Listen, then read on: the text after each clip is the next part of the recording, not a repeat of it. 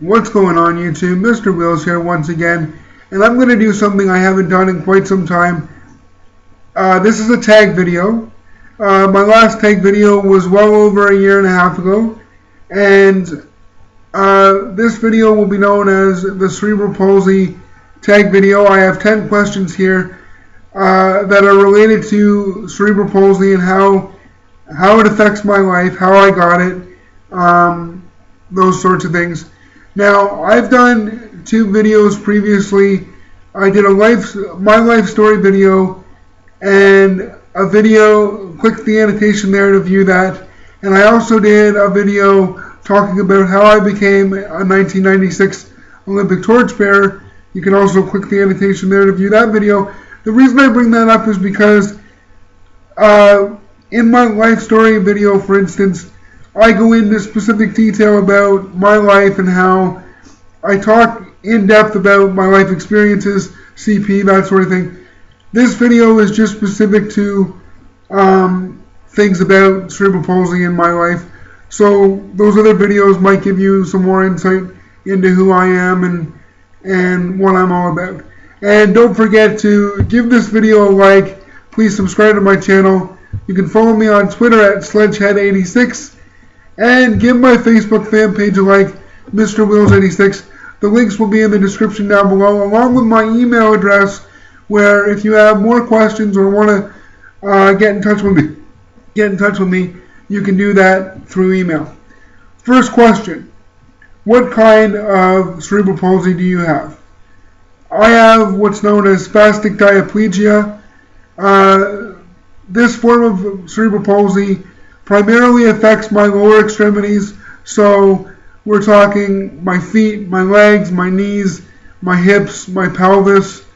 All of those things are primarily affected by my cerebral palsy. My upper extremities, my arms, my hands, that sort of thing aren't as affected. Let me point out that cerebral palsy, there are at least 4 different types, and it can affect basically any part of the body to some degree, no matter what type you have. At least that's my opinion. We're talking breathing, vision, speech, you name it. To some degree, I'm sure people are affected in many different ways, but my type mainly affects my lower extremities. Question number 2, how did I get this? Well, first of all, I need to point out I was 2 months premature. My mom was very young when she had me, and I was not breathing when I was born. I had what's called oxygen deprivation, and the lack of oxygen caused brain damage in the part of the brain which is known as the cerebellum, which is the part of the brain that controls primarily your function to walk.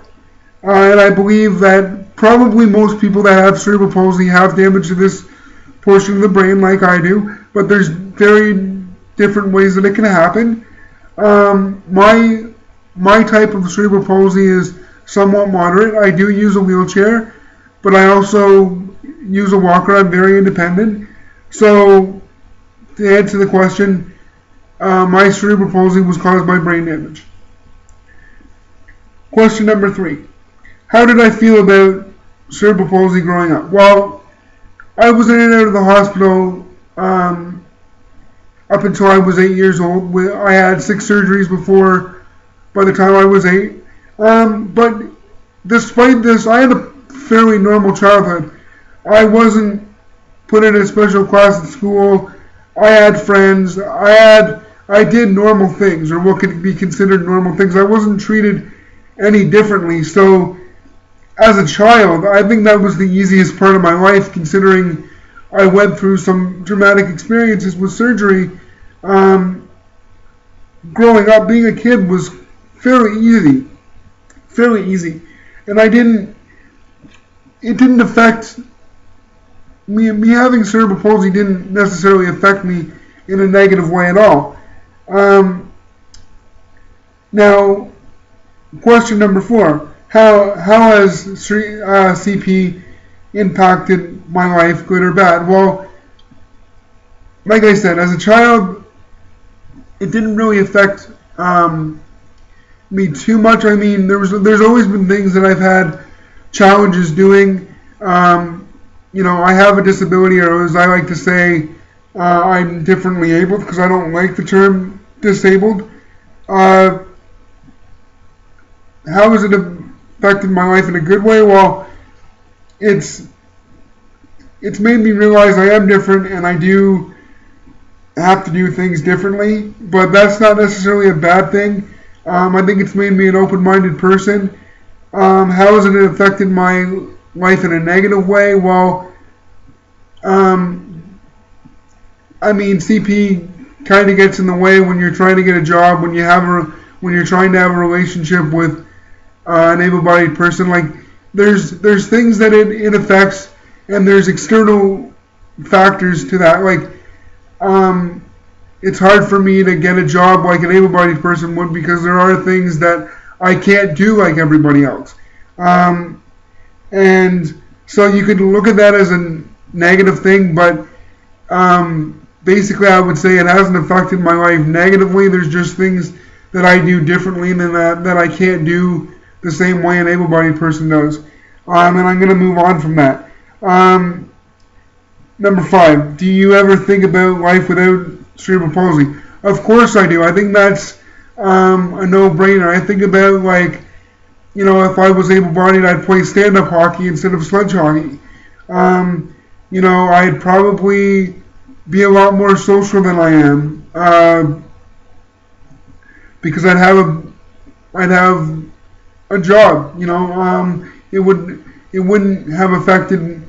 I wouldn't have had struggles finding employment as much. I mean, there's things that I think about all the time, but I don't let it get in my way. So I don't really want to spend a lot of time on that question. I just want to say, yes, I do think about life with CP, but it would take way too long for me to go into all that stuff. So the question is yes. How was school with CP? Like I said earlier, I wasn't put in a special classroom. I went to school with able-bodied kids. I like to say I grew up in the able-bodied world, because this world is meant for able-bodied people. It's not meant for people with disabilities or differently able people. So, yeah, I kind of struggled in school at times, but that wasn't due to just primarily me having CP. It was due to the fact, like, I went into junior high. Things changed. Things change at different levels of schooling, and there's adjustments you have to make. That affected me, but that wasn't necessarily because of my cerebral palsy. So I don't want to say that I don't want to sit here and say that I struggled in school, because it wasn't due to CP. Number 7. How has your disability changed throughout your life? As I've gotten older, I've had to become more aware of my disability. When you're young, you can have things like surgeries and lots of surgeries, and they don't necessarily affect you so much because you recover faster.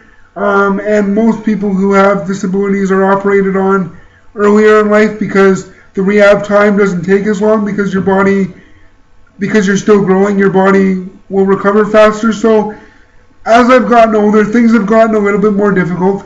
I've become a little bit more aware of my disability, but it hasn't changed in a negative way. And I think that when you talk about change, you have to talk about the person's attitude first. If you have a negative attitude, then over time you might see your disability changing in a negative way, but I'm still able to do a lot for myself. I'm still very independent, so and I'm in my late 20s, so I don't really think it's changed that much. Now later in life that may be different, and what I'm trying to say is, over my lifetime, I'm going to have to make adjustments to make sure I'm still able to do the things I'm able to do right now.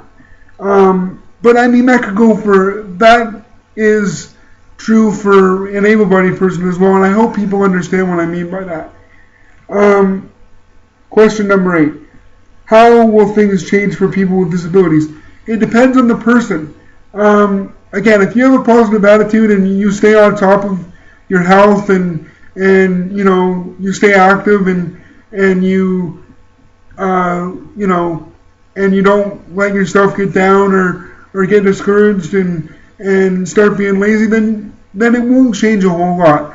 Maybe later in life it will, but I mean, I can only talk to being a young adult, and again, it depends on the person.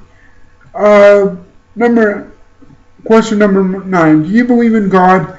Does that help you deal with having CP? I believe in something, but I wouldn't necessarily call it the Christian God. I was raised Christian, but I really have a problem with religion. I have belief in something. I believe in, to explain my beliefs, I would say I believe in, you know, some sort of an afterlife. I believe that even when you die, I believe in someone's spirit. I'm more spiritual than religious, and has it helped me with CP?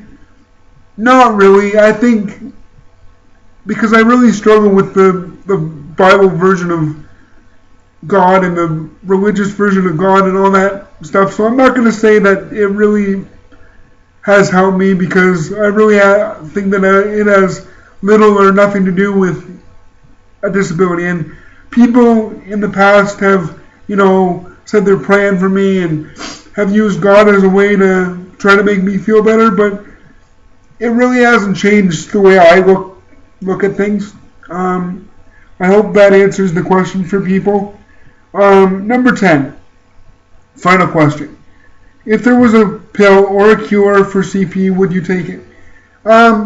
This is a tough question. If there was a pill that enhanced my quality of life and and was proven not to be harmful to my body over use over a long period of time, yeah, there'd be a possibility that I might take it. But well, from what society knows about medication, a lot of times pills and medications just put a band-aid over the bigger issue, and CP isn't an issue.